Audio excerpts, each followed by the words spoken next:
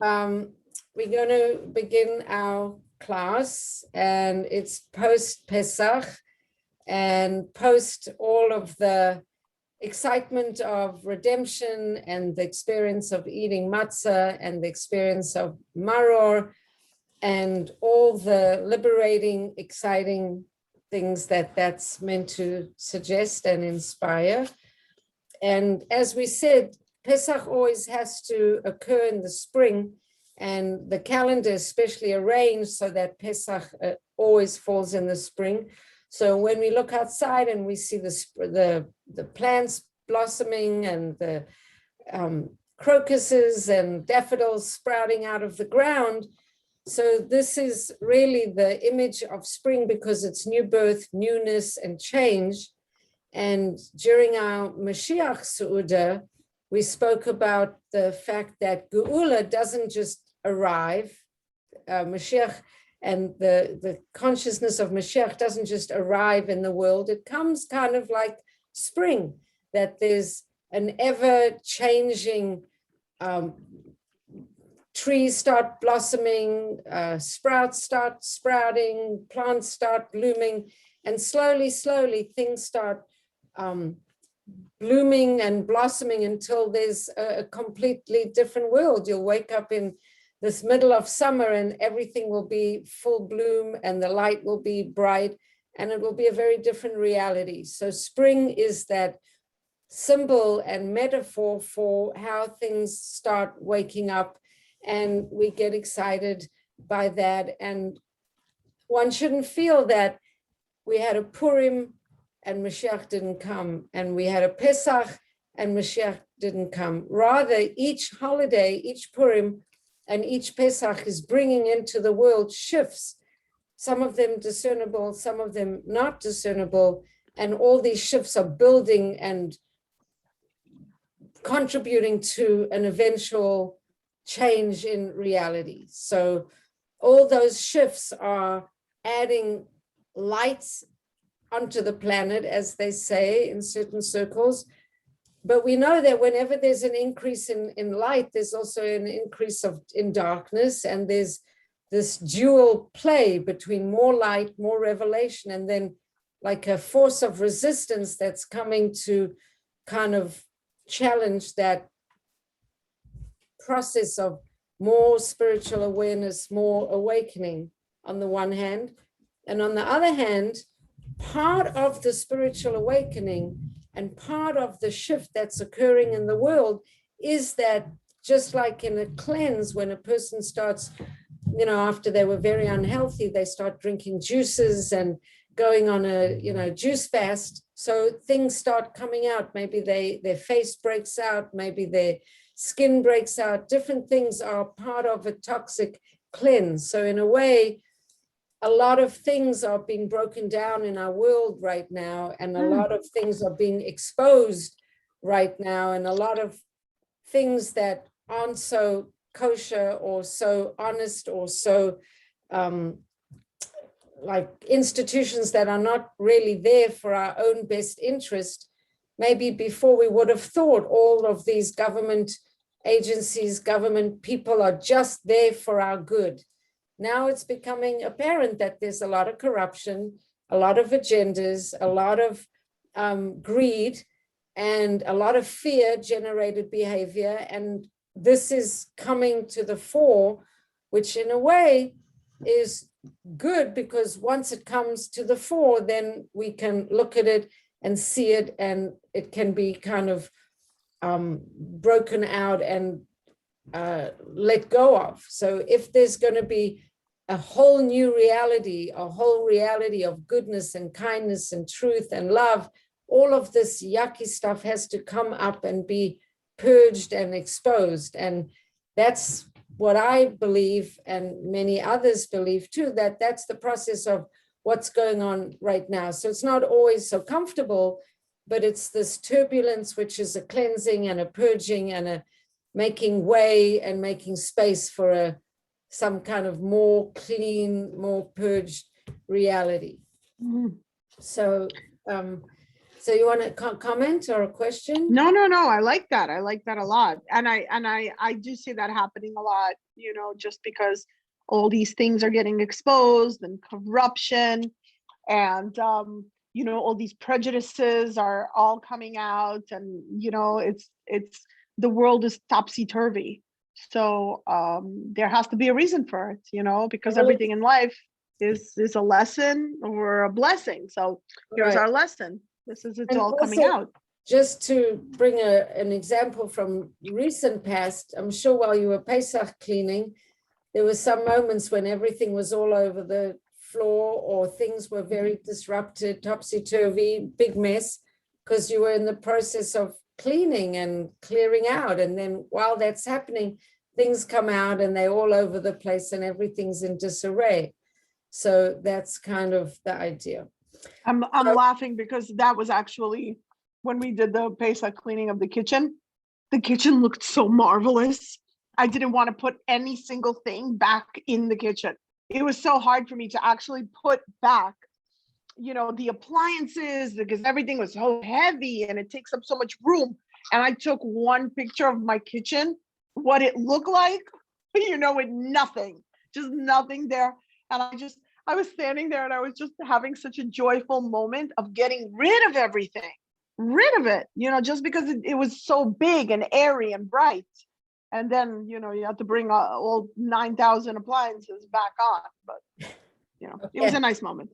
Good. So moving into Sfirat HaOmer. So today was the 10th day, and now we into the 11th day. So this week we've been working on the Midah of Gevura. And Gevura is, I think, very misunderstood. It's about putting boundaries up, boundaries so that, let's say if we're parenting, boundaries so our children feel safe, they know what's allowed and not allowed, boundaries so that in our own expenditure of energy, we're not giving till the point that we feel exploited, abused, unappreciated, that we give and kind of hold back sometimes our giving, even if we want to. My children want me to hold back all the advice that they give them. They tell me that they're adults now and I can hold back the advice, and I want to just keep giving that because I feel like I know better, or I know. So Gevura is strength and it's discipline, but it's also this ability to be contained, to contain one's energy, contain one's advice, contain one's desire to just keep expanding or keep giving. So it's a very important quality to master. And we were on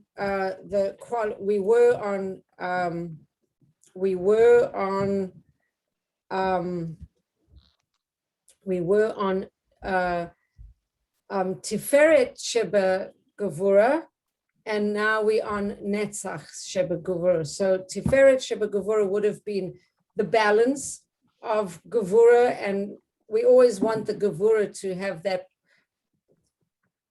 Tiferet also has the aspect of beauty. We want that place where we're strict or resolute or disciplined or boundary, not to be an integration of kindness, and to have that aspect where it's balanced. It's not just Gevura. There is giving, but there's holding back, so that the balance is very beautiful. When Tiferet always suggests a balance of opposites. So the two different complementary elements are in balance. So with Gevura, there's a containment, but we're not only holding back, because then we could become selfish or too contracted.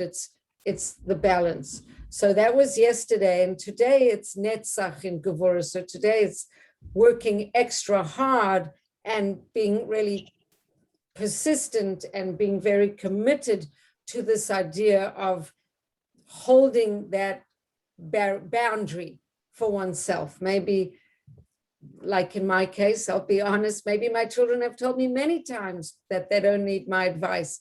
Netzach would be, Bracha, you can really do it. You don't have to say that comment. You could hold it back. Be very committed in that midah of pursuing Gevura. Do it with a lot of persistence and commitment. That's the learning of Netzach. Yeah, good. Okay, coming into the Hayom Yom, there's an easy one and a hard one. Do you want the easy one or the hard one? Let's go with the hard one. Oh, the hard one. Okay, so the easy one was from today, and the hard one is Thursdays, which it's already night. There's no easy day. Yesterday was the easy day. Tomorrow is a new day. Right. So looking at the 26th of Nisan, which is where we are now, because it's after dark, from a sikh of my father, Chassidus demands that one wash his flesh, his basaro, with water and clothe himself in them, the priestly robes. So now the Hayom is going to say, what does it mean to wash your flesh and put yourself, dress yourself in priestly robes? Because we kind of emulating the Kohanim in a way the Kohanim officiated in the temple, we officiating in our homes, in our world, we like the Kohanim. So what does it mean, wash your flesh in water and clothe yourself in these priestly robes? So the intellectual aspect of Chassidus, element of Chassidus, must thoroughly cleanse the flesh, cleanse it, and rinse away the habits of the flesh. So Chassidus is like water, and Torah is like water, and wisdom is like water. When you do Natilas Yadayim, there's that idea that you take a cup, a Natilas Yadayim cup, and you pour it over both hands. And in a way, that's like the wisdom of Torah, was, washing off from your hands things that your hands, washing away aspects of yourself that aren't as high as what you should have. So you bring the water with Natilas Yadayim and you kind of prepare yourself to have your meal. You wash that stuff away, or you immerse your hands in symbolically the wisdom of Torah. So you take a big cup and pour water over the hands. So here they're saying it even more specifically. They're saying that the aspects of Torah, the intellectual aspects of Chassidus, have to thoroughly cleanse the flesh and rinse away the habits of the flesh.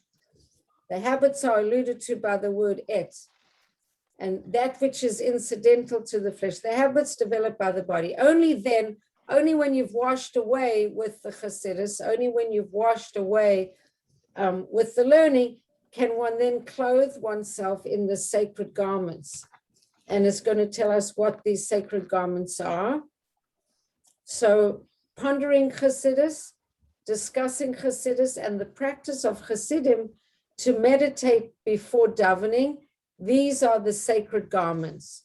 So you put you put the ideas in, the intellectual element in is like the water that washes away the bad habits, and then you put on the priestly garments. You're going to put on meditating, discussing, sharing, using your mouth, making it applicable. This is part of putting on the sacred garments. But it is the person himself who must wash his flesh with water. The garments of the soul are given to the individual from on high.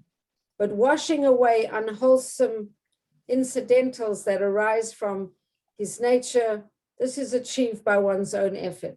This is what Chassidus demands.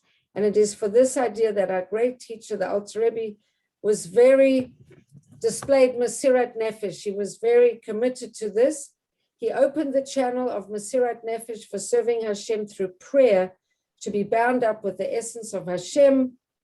Chassidus places the Chassid face to face with the essence of the Ein Sof.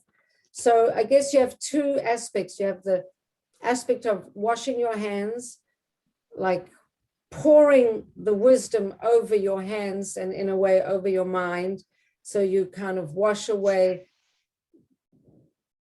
ideas or thoughts that shouldn't be there. You kind of wash them away. And then you put on the thought, speech, and action of your speech becomes elevated. You prepare for your davening, you meditate, you raise yourself up, and you put on these priestly garments. And Hasidus always says that the priestly garments are the thought, speech, and action. Those are the garments of the soul. So here we have Shoshana joining us. Hi, Shoshana. Hi. Hi, Bach. Hi, nice to see your symbol of your face. It's cute. It's a green circle with a little telephone inside. It's very charming. I'm coughing, so I'm putting myself on mute. Okay. Okay, bye. Right, okay, on mute. Okay. So let's come now into, we're going to come into the Parsha, and it's a inspiring Parsha, and it talks about this idea of the eighth day. There's a band called the Eighth Day, and very inspiring music. So the Parsha is called Shemini, and the number 8 is 1, 2, 3, 4, 5, 6, 7, 8. 8 is 8. Shemini is the 8th day, the day of 8. V'yehi bayom hashmini.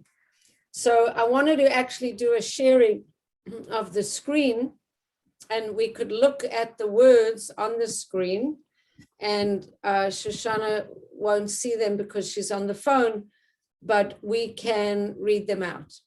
So the Parsha starts with, and it was on the 8th day, I'm going to show Rashi's commentary. It was on the 8th day that Moshe summoned Aaron and his sons and the elders of Israel. So reading it in Hebrew, Vayehi bayom hashmini, Kara Moshe called LaAharon uLevanav and his sons, uLezekene Yisrael, and the elders of Israel. So the first thing is to just talk about this number 8, because number 8 is this letter of transcendence, that seven are the days of the week, and then 8 comes as a number that transcends nature, so to speak, that the natural world occurs in the level of 7, and then the supernatural world is higher than 7. So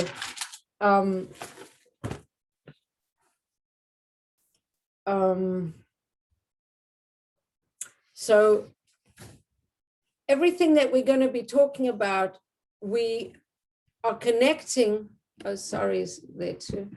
We're connecting to the idea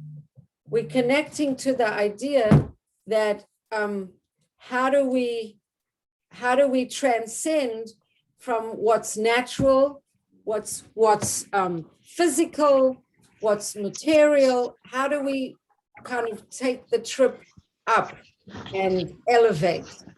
So hi, sorry, welcome. It's nice to see you. If you can mute, that would be good. So how do we get past our animal self, so to speak? And before we talk about it, okay, well, let's talk about it now. So the way that we try to get past this physicality is this idea of a korban, of taking the animal aspect of ourself and in a way offering it up to Hashem. That's the simple idea of what a korban is, that we want to consecrate ourselves. We want, people live in 2 dimensions or different dimensions. There's the dimension of them being in the physical world. And then how do we elevate ourselves up into a different kind of level where we're serving Hashem? So how do we do that? the idea is that we need to transcend our animal aspect, and that aspect, the way we transcend it, is through a korban, through this offering. When we use our soul powers, we can pass through a certain gate, so to speak, a certain channel that can take us up into a world of spirit, let's say, of spiritual values. And if we don't do that, if we don't utilize the spiritual world, the physical world as an opportunity to transcend, to use challenges, to use our experiences, to use what occurs to us as a springboard and an opportunity to channel ourselves to higher levels, if we just let the physical world dominate us, then we don't have the chance to kind of pass through this channel from the number 7, the natural world, into the number 8, which is in a way like the supernatural world. So if we are under the power of nature, this world is a barrier. When we assert our spiritual power, then this world turns into a gateway. And the idea of the gateway is that we should, the idea of the gateway is that we offer up these korbanot, or we sanctify, whether it's a korban whether it's a korban or it's going past our nature to try and keep a mitzvah. Whichever way we're going to do it, we have to try to transcend our physicality in order to come up with something higher and come up with something better and more elevated. But then when we do that, we run the risk of maybe not doing it correctly, yearning for some kind of spirituality, yearning for some spirituality and maybe not doing it in the right way. And the right way could be where we don't keep halacha, we so in pursuit of something spiritual that we don't do something in the right way, and then we can get into trouble, which is what happened in this week's Parsha. So we're going to talk about that right now, and looking at it inside. So I just have to reconnect this other computer. There. Okay. And everybody was with me, right? Nobody disappeared. Okay, everybody is there. Okay. So let's look at what happened and inside. So the idea is that Shemini is a number 8. Number 8 is transcendent of 7. 7 is the natural world. We want to transcend into a spiritual world, but we have to do it in the right way. So before we even look into the Parsha, I'll just tell you that during the first temple, there was a lot of prophecy. The person who was kind of like the highlight of the spiritual world at the time of the first temple was the prophet. There were a lot of people learning to be prophets. There were prophecy schools. There was an incredible desire to connect on high and connect to spirituality, connect to Hashem in all different ways. And people had these channels open. But on the other hand, there was, I don't want to say infatuation, but there was this connection to spirituality, but it didn't always happen in a kosher way. And in the second temple, the hero of the community was really the person who's the halacha expert, or the person who's trying to make sure that things are following in the right way, doing things in the right way. It's the man of halakha. So this need to balance spirituality and halakha, having an experience, a spiritual experience, which is the light, so to speak, and keeping it within a vessel or of halakha, that's kind of the debate and the tension of what's going on in the parsha. And there's a beautiful poem, and then there's a beautiful poem that Yaakov Nagain brings at the beginning of his essay on this parsha, and it's so incredibly beautiful, talking about the need to have light, but when you have light, you need to have it balanced with correctness. So it's a poem written by a poet. Her name is Zelda, and the poem is very beautiful. And I'll read it. I shall not float unreined in space, lest a cloud swallow the thin band in my heart that separates good from evil. I have no existence without the lightning and the thunder that I heard at Sinai. So I don't know if anyone wants to comment on that. I think that's incredibly beautiful poem about the need for boundaries in a way, and the need for spirituality to happen in the way that Hashem kind of dictates. But anyway, so let's carry on reading here. So it was on the 8th day. So is everybody there? I know a few people muted, but I just want to. Yeah, good. Okay. So reading in the text was on the 8th day that Moshe summoned Aaron and his sons. And then Rashi tells us this incredibly beautiful thing about the 8th day. It was the first of the month of Nisan, the day on which the Mishkan was erected. And this day, this first of Nisan, has 10 crowns, which are mentioned in the Seder Olam. Now, I have that list of 10 crowns. What does it mean that the first of Nisan has 10 crowns? So just let's paint the picture. We're erecting the Mishkan, and Moshe is talking to Aaron, and they're consecrating this Mishkan, and it happened on the 1st of Nisan. And then Rashi tells us that Nisan, the 1st of Nisan, is an amazing day. It has 10 crowns. So what are the 10 crowns? The 1st of Nisan, according to one count, it's the first day of creation. It was the first day of the offerings brought by the princes of the tribes, which is what we're talking about here, in honor of the inauguration of the Mizbeach.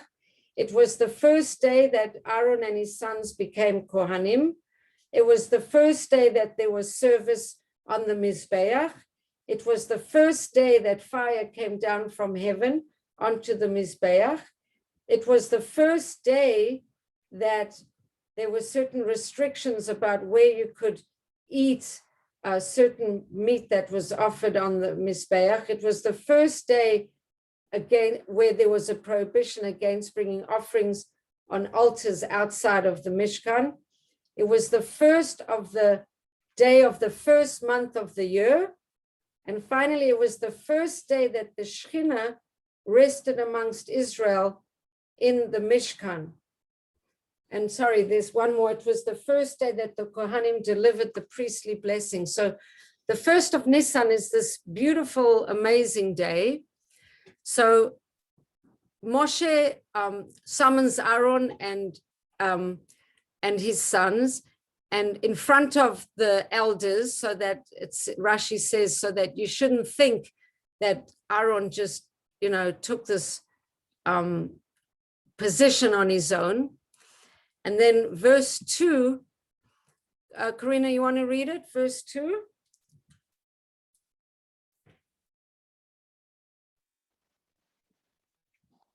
Oh, you muted, so you can't. Okay, so he said to Aaron, so I don't know if this is good that we muted.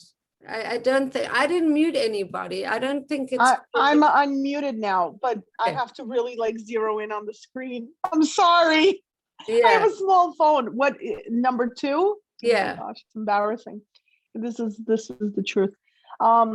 This is And why he we said, might have to stop the Zoom class and go back to real. oh, it's so class, funny. I because- have to like literally like keep zooming out to see it. And he said to Aaron, take for yourself a bull calf as a sin offering and a ram as a burnt offering, both unblemished, and bring them near before the Lord.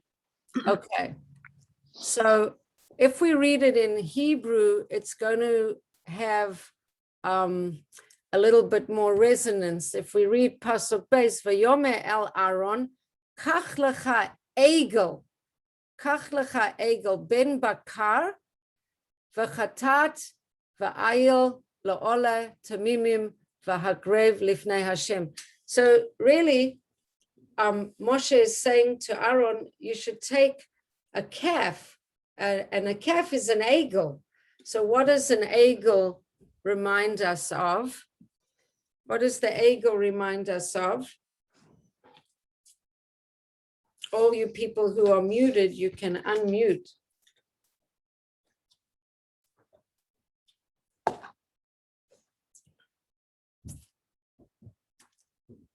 All you people who are muted, you can unmute.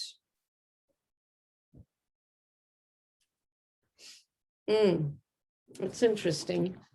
I'm unmuted, but I just don't know the answer. Oh, so egel, when I don't know the answer either. oh, okay. So an egel, so this is actually becomes a very interesting thing. They establishing the Mishkan.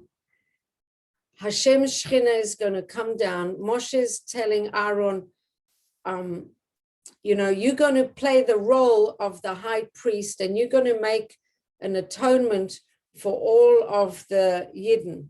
And he starts off and he says, take yourself an egel. An egel is a bull calf. Take yourself an egel as a sin offering. And you're going to bring them to Hashem. And you're going to bring them, and this is going to be your offering. And it's going to be a peace offering.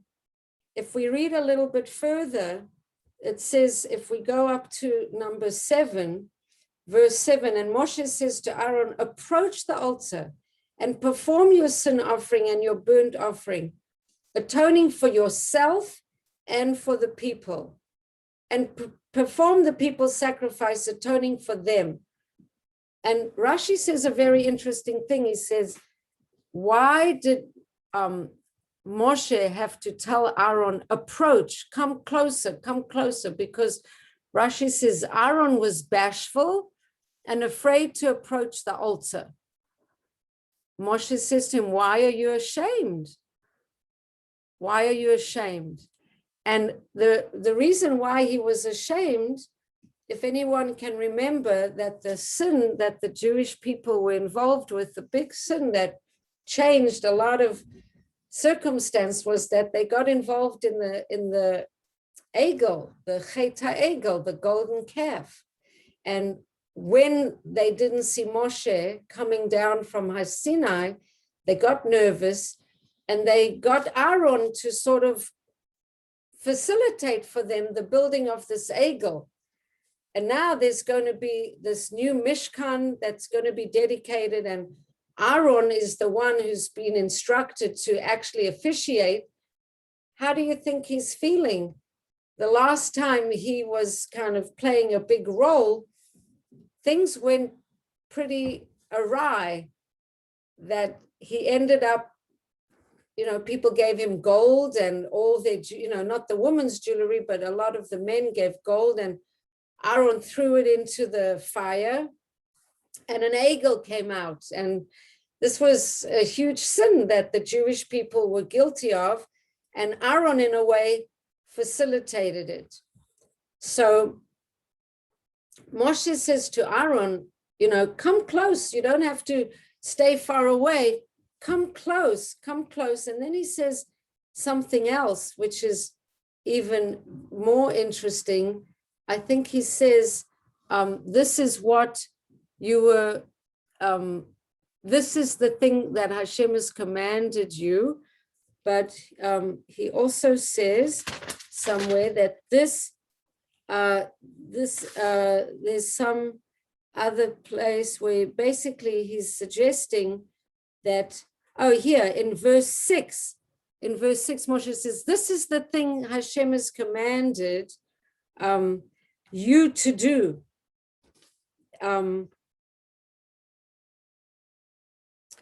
Let's go out of the text. Let's go out of the text and I'll just talk to you out of the text. Basically, Aaron could be feeling, how could I be the person to inaugurate the temple? How could I be the person to offer up an egel? How could I be the person to make a kapara for my sins and for the people's sins when I'm not a perfect person? I'm not like free of sin. I really did a huge mistake. And then Moshe says, this is really what you were created for. And Rabbi Jonathan Sachs of blessed memory says that this actually reminds us of when Hashem tried to engage Moshe as the spokesperson to go and speak to Pharaoh. And Moshe says, why me? I stutter, I'm not a good person, I'm not a good speaker, why me? And the point really is that sometimes our biggest struggle, the area where we most challenged, might actually be the one place where our greatest healing can come from. And that for Aaron, the fact that he was instrumental in kind of, even though he didn't mean it, but the Chet HaEgel, now he understands that he's a not damaged person, but a vulnerable person. He didn't always act perfectly. He's very humble. He can atone for the sins of the Yidden because he knows what it is to make a mistake. And Rabbi Sachs makes the point that if Moshe Rabbeinu was a great speaker and a great orator, he could think he's like very powerful through the power of his own words and the power of his own personality. He can, influence all these people. But the fact that he was a stutterer, the fact that he was a flawed speaker in a way, Hashem used him as a channel, and his words were not his words. His charisma was not his charisma. It was really Hashem speaking through him. And that is, it says even Isaiah and Yirmiyahu weren't really great speakers, but they became very eloquent prophets because Hashem speaks through them. So that's the idea that sometimes something that is your most painful episode, your area of the greatest vulnerability, this can become the place where you truly reach your perfection, or you can offer up what's the most precious thing, which is your vulnerability and an aspect of yourself that is really of service. And when we think about the idea of the korban, taking the level of nature, which is 7, it's taken your own nature, which you could imagine is like playing in the playing field of 7, the natural world.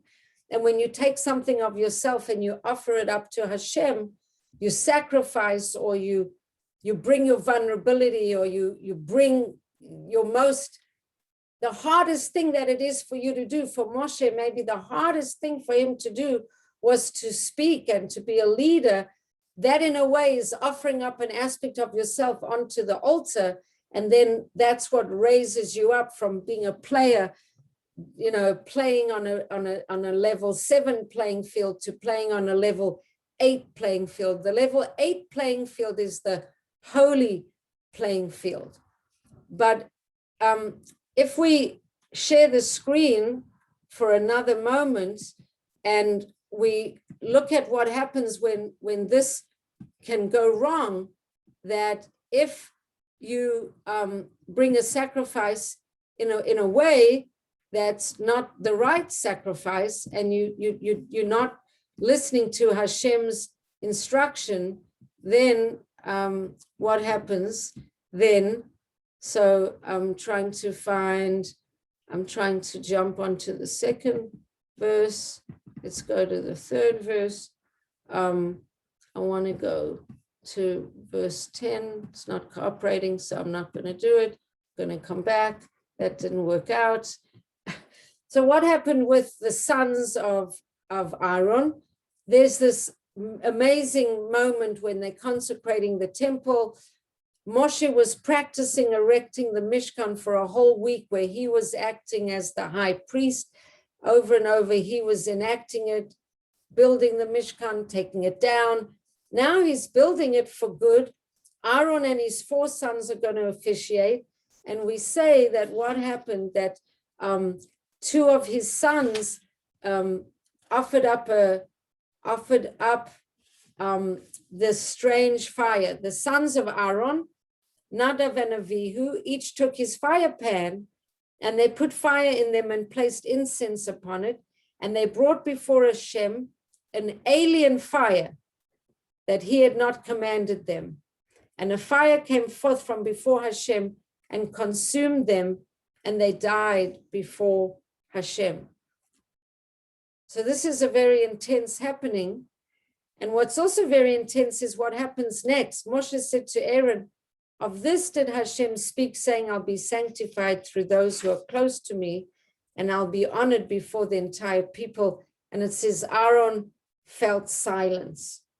Now this is a very hard episode to really understand, and I would like to talk about it with you and see what you think about it. But the fact is that if we're talking about this aspect of 8, where things are transcendent, in a realm or a playing field, let's say, of 8, there's no difference between this world and the next world in a way, or a neshama can, the veil, let's say, between the living and the dead is in a completely different way. Creation is transcendent. It's a place where everything comes together. But we live in a world of 7. So one of the explanations that I read, and I'll share it with you and then I'll open it to questions, is that Aaron and his sons needed to be Kohanim, officiating in the temple, and they had to train themselves to functioning on a level of 8, which is where God and neshama and spirituality is really a oneness. The rest of us live in a playing field of 7. So when this thing happened with his sons, which is, I've often described it, Karina's heard it at least 3 times, almost like an experience of ODing on overdosing on ruchnius. The soul runs out, but it can't kind of come back. It's without boundaries, without gevura. We're in the month of gevura, and there's no gevura. It's just too much expandedness, no containment. That's no good. But Aaron could understand in a way the holiness of their journey. He could understand what Hashem did. He holds in a place of silence where he's in the Mishkan, where there's a unity of God's world and our world. So it says after this happened, Aaron was quiet. But the rest of the people, they mourned and they acknowledged this death of Nadav and Avihu. They showed mourning. They did what needed to be done, because they are living, the rest of the community lives outside of the sanctified space of Shemini, which is trying to elevate ourselves into a higher level of being. So I don't know, I'm going to